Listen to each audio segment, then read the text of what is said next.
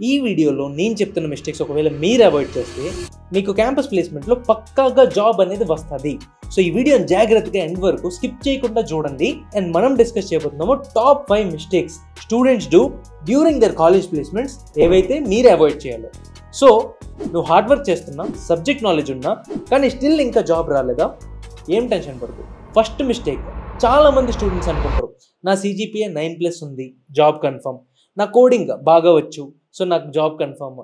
But రియాలిటీలో companies technical skills, communication skills, problem solving skills, team work and attitude ఇవి చూస్తారు. Only CGPA మీద base చేసి నమ్మకం పెట్టుకోకండి. స్కిల్స్ మీద ఎక్కువ ఫోకస్ చేయండి, కోడింగ్ ప్రాక్టీస్ చేయండి, కమ్యూనికేషన్ అనేది ఇంప్రూవ్ చేసుకోండి. ఇది ఫస్ట్ మిస్టేక్. సెకండ్ వచ్చేటప్పటికి రెజ్యూమేలో యూనిక్నెస్ లేకుండా పెట్టడం. ఈ మిస్టేక్ చాలా మంది చేస్తారు. చాలా స్టూడెంట్స్ సేమ్ టెంప్లెట్స్ యూస్ చేసి or friends resume copy paste చేయడం, just basic details like name, qualification, skills etcetera వేసుకొని కాపీ పేస్ట్ చేయడం. సో మీరు గుర్తుపెట్టుకోవాల్సింది ఏంటంటే రిక్రూటర్స్కి టైం అనేది చాలా లిమిటెడ్గా ఉంటుంది. మీ రెజ్యూమే చూడడానికి వాళ్ళకి జస్ట్ 10 seconds మాత్రమే టైం అనేది ఉంటుంది. సో ఆ 10 secondsలోనే మీరు వాళ్ళని ఇంప్రెస్ అనేది చేయాల్సి ఉంటుంది. ఇక్కడ పాయింట్ ఏంటంటే మీ resume only skills and qualification మాత్రమే పెట్టకండి. రిక్రూటర్స్కి చాలా ఇంపార్టెంట్ ఏంటంటే మీ projects, internships, real world achievements and మీరు ఇవన్నీ సరిగ్గా చెప్పగలగాలి ఇంటర్వ్యూలో అడిగినప్పుడు కూడా. సో చాలా రిక్రూటర్స్ అండ్ హెచ్ఆర్స్ 100+ రెజ్యూమే చూస్తారు ఒక్క రోజులో. ఆ టైంలో నీ రెజ్యూమే యూనిక్గా చూపించావంటే నీకు నిజంగా స్టాండ్ అవుట్ అవుతావు. సో మనకి తెలుసు ఇంటర్వ్యూస్లో కమ్యూనికేషన్ స్కిల్స్ ఇంపార్టెంట్ అయినా కూడా ఇంటర్వ్యూకి వెళ్ళాలంటే ముందు మన రెజ్యూమేతో ఇంప్రెస్ చేసి షార్ట్ లిస్ట్ అవ్వాలి. It has to tell story. అది మీ స్టోరీ చెప్పాలన్నమాట. About the impact you made in your college, your journey with technology or what you have done in open source కానీ, గిట్హబ్ కానీ ఆర్ పర్సనల్ ప్రాజెక్ట్స్ అనేవి ఏం చేసావు అనేది చెప్పగలగాలి. 1 or 2 పర్సనల్ ప్రాజెక్ట్స్ అనేవి మీరు కాలేజ్లో ఉన్నప్పుడు కంప్లీట్ చేసుకోండి. బేసికల్లీ ఇన్ 3rd year గిట్హబ్లో అప్లోడ్ చేయండి. ఒక డీటెయిల్ రీడ్మీ ఫైల్తో ప్రాజెక్ట్ ఇంపాక్ట్, యువర్ కాంట్రిబ్యూషన్ అనేది చెప్పండి. Professional portfolio and GitHub profile కరెక్ట్గా ఉంచుకుంటే అదే నీ న్యూ రెజ్యూమే అనమాట ఈ టైంలో. సో ప్రతి రోల్కి రెజ్యూమ్ అనేది కస్టమైజ్ చేయండి. ప్రతి కంపెనీ అండ్ రోల్కి డిఫరెంట్ రిక్వైర్మెంట్స్ అనేవి ఉంటాయి. సో ప్రతి కంపెనీకి ATS రెజ్యూమే అంటాం కదా మనం. సో ఫర్ ఎగ్జాంపుల్ డెవలపర్కి అప్లై చేస్తే కోడింగ్ స్కిల్స్ మరియు ప్రాజెక్ట్ని హైలైట్ చేయండి. డిజిటల్ మార్కెటింగ్ రోల్ ఇలాంటి రోల్స్కి అప్లై చేస్తే క్యాంపెయిన్స్ లేదా మీరు ఆల్రెడీ చేసిన వర్క్స్ అలాంటివి చేసి మీరు షోకేస్ చేసుకోండి మీ రెజ్యూమేలో. సో మార్చుకోండి. అన్ని రోల్స్కి ఒకటే రెజ్యూమే పెట్టకండి. ఏదైనా జాబ్కి అప్లై చేసే ముందు రెజ్యూమేని ఎడిట్ చేయండి. సో ఇది అయిపోయింది సెకండ్ మిస్టేక్, అదేంటి రెజ్యూమే రిలేటెడ్. ఇప్పుడు థర్డ్ వస్తేప్పటికి ఇంటర్వ్యూకి ముందు కంపెనీ యొక్క బ్యాక్గ్రౌండ్, వాల్యూస్, ప్రొడక్ట్స్, కాంపిటీటర్స్ గురించి రీసెర్చ్ చేయకపోతే ఆన్సర్స్ అనేవి ఎలా పడితే అలా వస్తాయి. అసలు మనకు అర్థం అవ్వవు, సరిగ్గా ఆన్సర్ చేయలేము. సో హెచ్ఆర్కి అది ఇమీడియట్గా తెలిసిపోద్ది. హెచ్ఆర్ఏ కాదు ఎవరికైనా కూడా. సో ఈ క్యాండిడేట్ సీరియస్గా ప్రిపేర్ అవ్వలేదు అని చెప్పి.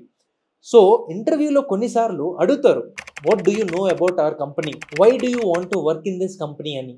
సో అప్పుడు మనం ముందే కంపెనీ గురించి చూసుకుంటే ఈజీగా ఆన్సర్ చేయొచ్చు. లైక్ ఇప్పుడు why do you want to join అన్నప్పుడు I'm very much interested in the latest AI project in your company.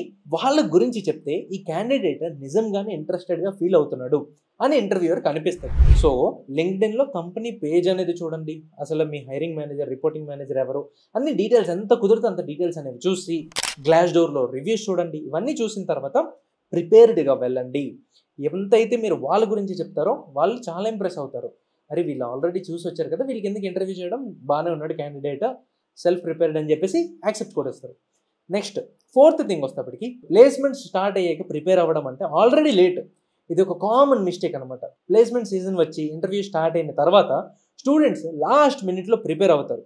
Aptitude tests, coding round, group discussion ఇవన్నీ ప్రాక్టీస్కి టైం పడుతుంది. లాస్ట్ మినిట్ ప్రిపరేషన్లో చాలా కంగారు జరిగిపోతుంది, కాన్ఫిడెన్స్ తగ్గిపోతుంది, స్ట్రెస్ అండ్ యాంగ్జైటీ పెరిగిపోతుంది, పర్ఫార్మెన్స్ కూడా ఇంపాక్ట్ అవుతుంది. So placement schedule and interview rounds కూడా అడ్వాన్స్గా ఫిక్స్ అవుతాయి. సో టైం మేనేజ్మెంట్ అనేది చాలా important. Pre placements interviews practice చేయడం, aptitude, reasoning, coding and communication స్కిల్స్ని స్ట్రాంగ్గా బిల్డ్ చేయడం ఎర్లీ స్టేజ్లో చేసుకోవాలి. సో ప్లేస్మెంట్కి చాలా ముందే ఒకవేళ నువ్వు ప్రిపరేషన్ అయిపోతుంటే లాస్ట్ మినిట్ ప్యానిక్ ఇవన్నీ అవాయిడ్ చేసుకోవచ్చు. సో కాన్ఫిడెన్స్గా మనం ఇంటర్వ్యూ అనేది క్రాక్ చేయొచ్చు. సో కంక్లూజన్ ఏంటి, ప్లేస్మెంట్ స్టార్ట్ అయ్యాక లాస్ట్ మినిట్ ప్రిపరేషన్ అవ్వచ్చు, కానీ కన్సిస్టెంట్ ప్రాక్టీస్ చేసి లాంగ్ టర్మ్ ప్రిపరేషన్ ప్లాన్ చేయండి. ఫర్ ఎగ్జాంపుల్ 3rd yearలోనే రెగ్యులర్గా కోడింగ్ అనేది స్టార్ట్ చేయండి ప్రాక్టీస్ చేయడం. మాక్ టెస్ట్ చేసి రియల్ టైం ప్రాక్టీస్ చేసుకోండి. Group discussion and HR interviews కూడా మాక్ ప్రాక్టీస్ చేయండి. మీకు ఎవరు ఫ్రెండ్స్ లేరా, పర్లేదు చాట్ జీపీటీని యూస్ చేయండి. ఇవి ఇంటర్వ్యూకి ముందు యాక్చువల్ ఎక్స్పీరియన్స్ అనేది ఇస్తాయి. సో టూ మచ్ ప్రెషర్ అయింది అనుకోండి, పర్ఫార్మెన్స్ డ్రాప్ అవ్వచ్చు. సో ప్రాక్టీస్ చేయండి, అలానే బ్రేక్ తీసుకుంటూ ఉండండి, సచ్ దట్ మీరు సడన్గా ఏ ఇంటర్వ్యూ వచ్చినా కూడా మీరు అటెండ్ చేయగలగాలి అనమాట. సో ఇది చాలా ఇంపార్టెంట్. సో దీంతో పాటు ఎలా చేయాలి అంటే, మీరు థర్డ్ ఇయర్లోనే రెగ్యులర్గా లీడ్ కోడ్ కానీ గీక్ ఫర్ గీక్స్లో కానీ ప్రాక్టీస్ చేయడం అనేది స్టార్ట్ చేయండి. లైక్ డేటా స్ట్రక్చర్, అల్గోరిథమ్స్ ఇలాంటివి, జావా కానీ పైథాన్ కానీ అందులో మీరు చేస్తే అందులో యాప్టిట్యూడ్ అండ్ రీజనింగ్ కూడా ప్రాక్టీస్ అనేది ఎర్లీగా స్టార్ట్ చేయండి. ఎలానో మన క్లాసులు సిఆర్టీలో చెప్పేవన్నీ వింటూ పడుకుంటాం. సో అక్కడ వినే కంటే మీరు ఇంకెక్కడైనా నేర్చుకోండి, స్టార్ట్ చేయండి. Doubt solving and time management అనేది చేయండి. ఫ్రెండ్స్తో డిస్కస్ చేయండి, ప్రాక్టీస్ చేయండి, వాళ్ళతో కాంపిటీషన్ పెట్టుకోండి, టెస్ట్లు పెట్టుకోండి. మీకు ఎక్కడ లేదా అంటే కింద డిస్క్రిప్షన్లో మెంటిపే ఉంటుంది, దాన్ని ఎక్స్ప్లోర్ చేయండి. నేనేమి కొనుక్కోమని చెప్పట్లేదు, మళ్ళీ మీరు కింద కామెంట్ సెక్షన్ లేదా అంటారు, కాకపోతే ఎక్స్ప్లోర్ చేయండి. నెక్స్ట్ 5th పాయింట్కి వెళ్దాం. ఒక కంపెనీ రిజెక్ట్ చేసిందంటే మనం వేస్ట్ అని కాదు. చాలా స్టూడెంట్స్ రిజెక్షన్ని పర్సనల్గా తీసుకుంటారు. ప్లేస్మెంట్ ప్రాసెస్లో రిజెక్షన్స్ అనేది ఒక కామన్ పార్ట్. ఒక కంపెనీ రిజెక్ట్ చేసిందంటే ఏ కంపెనీ కూడా కాదు అని చెప్పి పెద్ద ఫెయిల్యూర్గా అనేసుకోకూడదు. ఈచ్ ఇంటర్వ్యూ అనేది ఒక లెర్నింగ్ ఎక్స్పీరియన్స్ అనమాట. ఒక కంపెనీ రిజెక్ట్ చేసిన తర్వాత దాని వెనుక ఒక వాల్యుబుల్ ఫీడ్బ్యాక్ అండ్ ఎక్స్పీరియన్స్ అనేది ఉంటుంది. అది మనల్ని ఎందుకు రిజెక్ట్ చేసింది అంటే మనం ఏదో మిస్ అయ్యాము అంటే నెక్స్ట్ ఇంటర్వ్యూకి ఇంకా స్ట్రాంగ్గా ప్రిపేర్ అవ్వాలి. ఆ ఫీడ్బ్యాక్ అంటే ఏంటో తెలుసుకోవాలి, ఏం మిస్టేక్స్ చేసామో అర్థం చేసుకోవాలి, అండ్ ఆ రిజెక్షన్స్ని ఫెయిల్యూర్స్ని నెక్స్ట్ టైం రిపీట్ అవ్వకుండా చూసుకోవాలి. ఎందుకు నేను చెప్తున్నా అంటే, నేను కూడా నా 4 years చాలా కోడింగ్ చేశా. యాక్సెంచర్, వర్చూసా, ఇంకా చాలా కంపెనీస్ అనేవి వచ్చాయి. అన్నిటిలో ఫస్ట్ రౌండ్లోనే పోయాయి. ఫస్ట్ రౌండ్ అంటే ఏదైతే ఫస్ట్ పెడతారో యాప్టిట్యూడ్ అవ్వచ్చు, క్వాంట్ అవ్వచ్చు, లేదా ఏదో ఒకటి కెలిగేవాడు అనమాట. ఒకసారి కంప్యూటర్ ఏదో కెలికి, ఇంకొకసారి ఫస్ట్ రౌండ్ యాప్టిట్యూడ్ సరిగ్గా ప్రిపేర్ అవ్వక ఇవి పోయాయి. అంటే 4-5 వెళ్ళిపోయాయి. కానీ అలా అని చెప్పి నేను కొంచెం డిప్రెస్ అయ్యా మధ్యలో. కాకపోతే అదే పట్టుకొని కూర్చొని ఉంటే నాకు 24 LP రాకపోతుంది. ఆ 24 LP పట్టుకుని కూర్చొని ఉంటే నాకు 44 అవ్వకపోదును. సో కరెక్ట్ మీరు చూసుకోండి, దేవుడు మీకోసం, మీరు ఒకవేళ కష్టపడుతున్నారంటే దేవుడు మీకోసం మంచి ఫ్యూచర్ రాసి పెట్టాడు.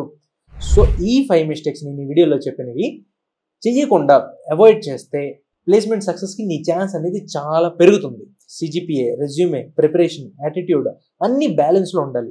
వీడియో నచ్చితే లైక్ చేయండి, అండ్ మీ ఫ్రెండ్స్ అందరికీ కూడా ప్లేస్మెంట్కి ఎవరైతే ప్రిపేర్ అవుతున్నారో షేర్ చేయండి. కమెంట్లో చెప్పండి మీరు ఏ ఇయర్ ఆఫ్ యువర్ కాలేజ్లో ఉన్నారు, and we will crack placements అని చెప్పేసి. ఇంకొకటి, మెంటీబై ప్లేస్మెంట్స్ బ్యాచ్ అనేది కూడా కోహర్ట్స్ అనేవి రన్ అవుతూ ఉంటాయి ఎప్పటికప్పుడు. సో ఒకవేళ మీకు ఒక సీనియర్ గైడెన్స్ కావాలి, యాప్టిట్యూడ్ అన్నీ ఒకే దగ్గర ప్రిపేర్ అయ్యేటట్టు ఒక రిసోర్స్ ఉండాలి.